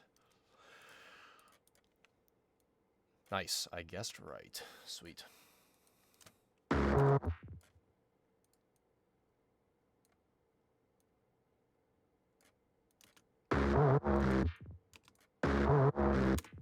Yeah, just like a little pitch bend, like kind of like how on old Roland keyboards or whatever, if you move the mod wheel, it creates a vibrato effect. That's what I wanted to do right here. But I think it could use more presence, so I'm going to mess around with trash to see if I can...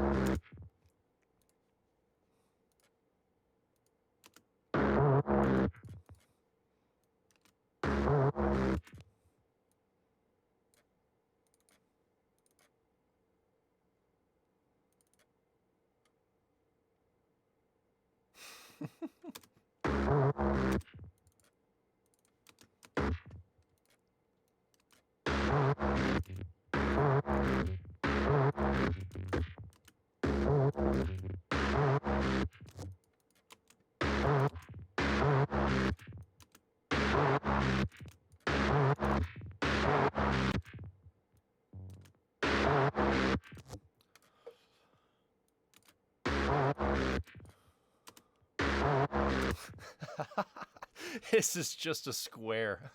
It's so smashed. It's hilarious. I don't even need the compressor on it. It's literally doing nothing. Actually, is it? Yeah, a little bit.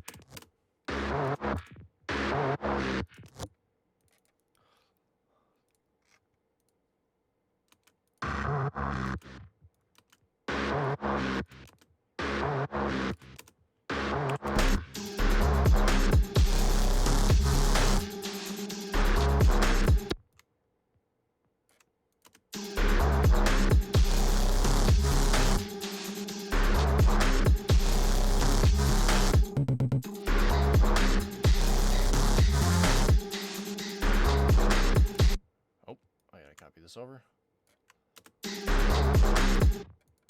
I might have to do a more drastic pitch bend afterwards, because after the post-processing, the vibrato is kind of hidden because everything's turning into a sausage, basically. Here, I want to listen to from the beginning of this section.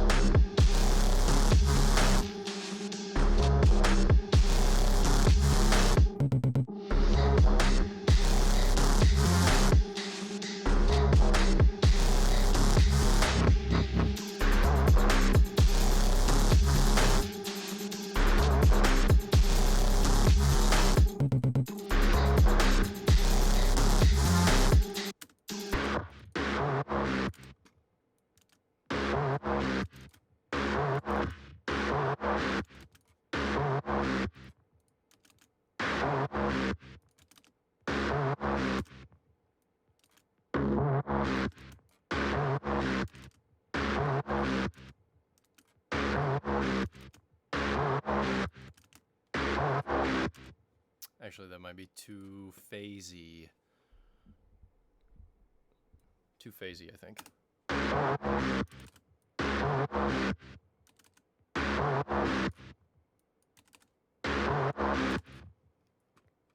And what does this look like in an imager? I reference things a lot in imagers. It helps me a lot with keeping things in phase and making sure that things sound good on smaller speakers and whatnot. And yeah, like this is pretty mono to begin with.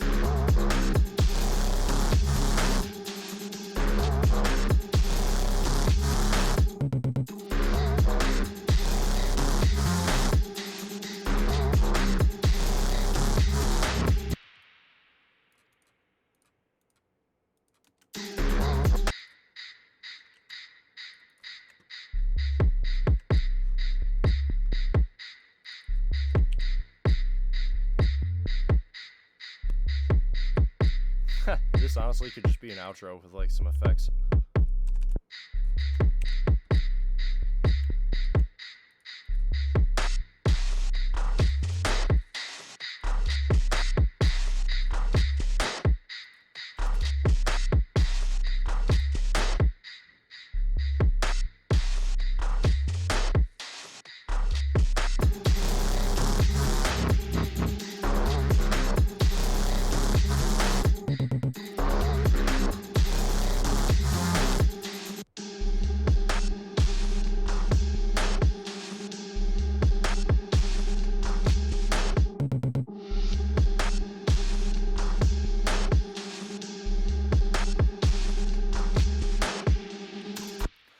Cool.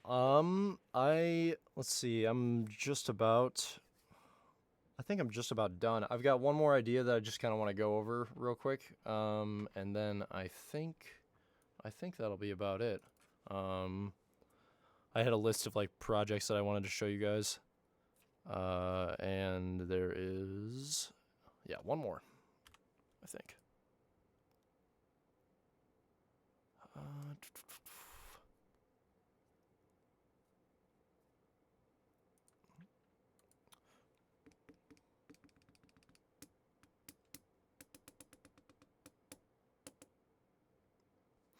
That looks so complicated. Sometimes things get complicated.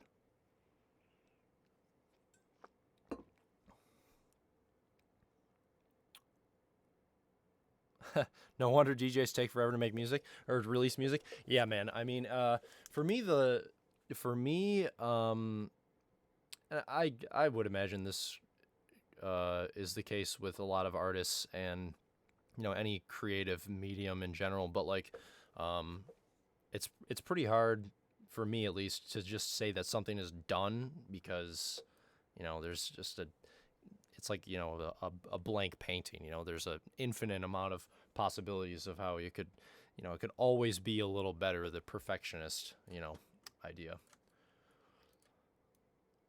Okay, so this is the last one I wanted to go over with. This is like a darker techno warehouse type deal. I really like this idea. So yeah, I'll just play it through what I got so far.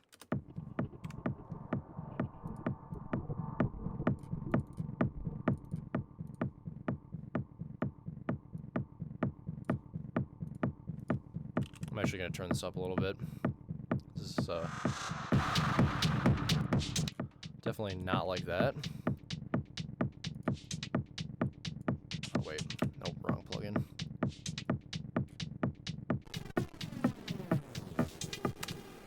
I'm gonna start this over. 1 second. I just want to turn the volume up because it is a little quiet. I was doing a little bit of mixing on this.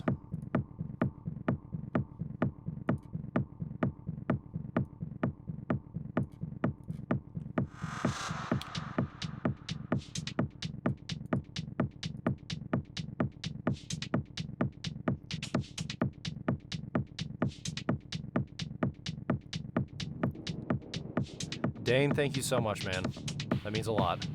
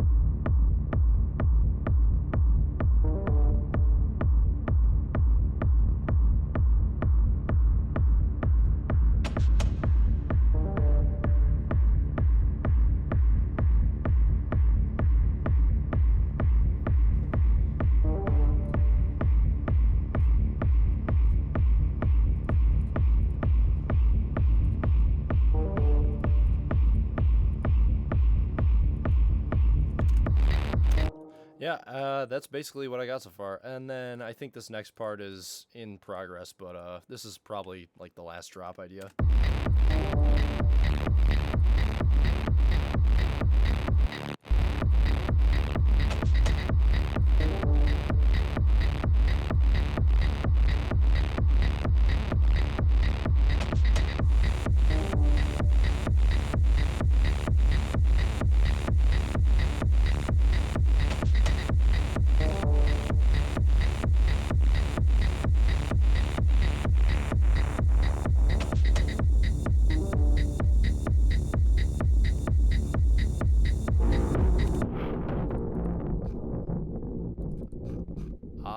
Yes, the random reverb effect that I forgot to delete.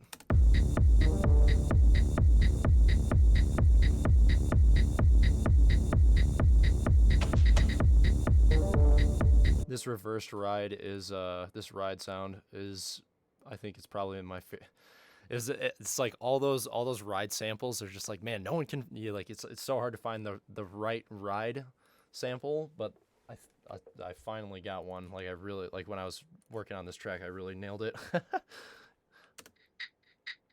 Oh wait, that's not the right thing. Where is it? Oh, it's right here. Same rack.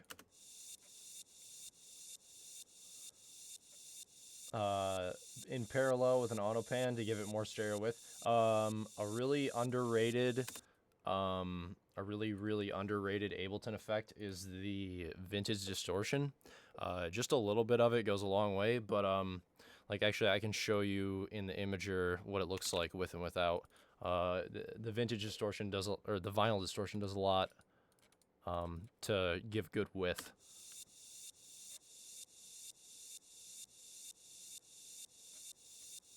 It kind of adds some color.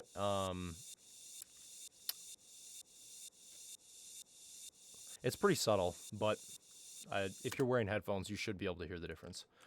If not, then I'm just doing too much.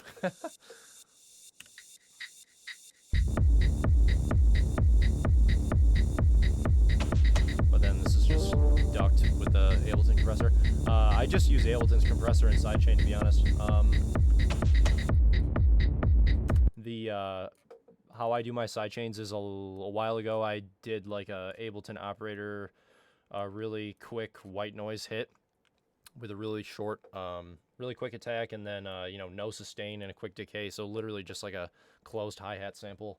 But I use this as a trigger, and then when it's a send only. And then when I apply my sidechain, I have more control over like how much I want things to duck and for how long. So like this has a really quick, it's ducking a lot. I mean, the ratios, it's infinite to 1, but yeah, here, let me get caught up with chat here.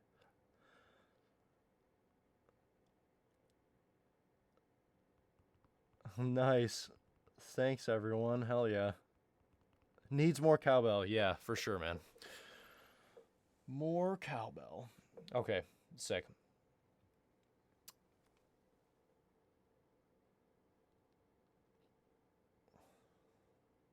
Okay, word. Well, that was it, basically. I'm gonna work on that a little more off stream. But I did want to play that ID because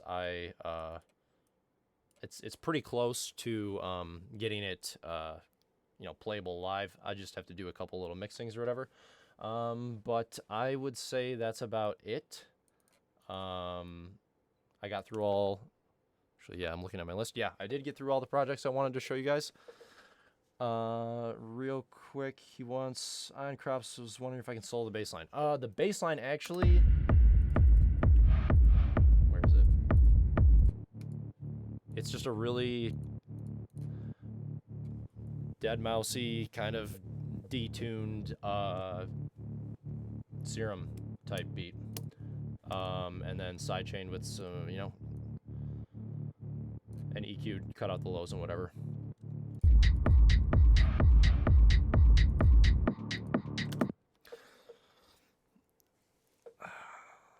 Word. But yeah, I mean, nice, Justin. We love your good vibes from West Coast, California. Keep doing what you do. I love your music. Seen you many times, man. Thanks so much, dude. That means a lot. That is awesome. Hell yes. Yeah, there's definitely more music coming and more surprises on the way. I guess I haven't tweeted this yet, but I did wrap up. I've been working on an EP for the last like half a year, and it's done. I finally finished it. So expect that later this year. I don't know exactly when or with who, but EP from me coming sooner than later. So I'm really, really excited about that. But yeah, I mean, this was really, really fun. I definitely would like to do some more streaming. I'm glad you guys enjoyed it, and I had a lot of fun answering questions and hanging out with everyone. You know, quarantine and we're all stuck in our houses, but you know, everyone's just trying to make the best of it, you know? So yeah, thanks a lot, guys. I think that's it for me, and yeah, have a good rest of your night. Peace.